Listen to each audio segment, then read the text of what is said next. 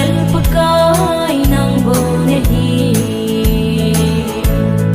hitsan kalhun theina pakai nang sal ahi hitsan na thei kam ta la a tu chan na e sing sing paka na phat na le nei khu tu na alo pinge Ebenezer tu chan nei pui kapa kai bo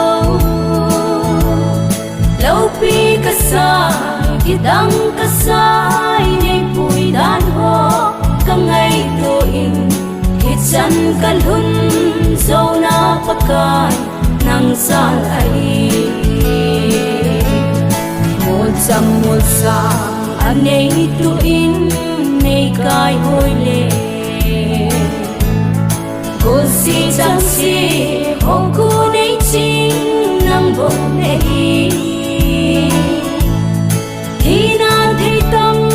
ta ho aku ei ven bi ka pakai nang bo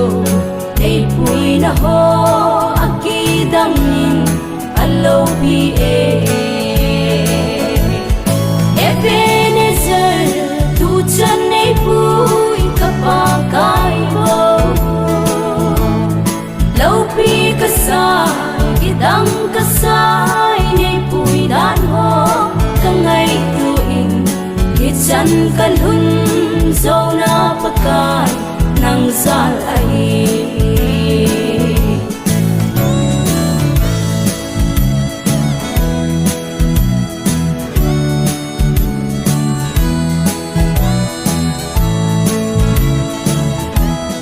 kahat na se agazo ding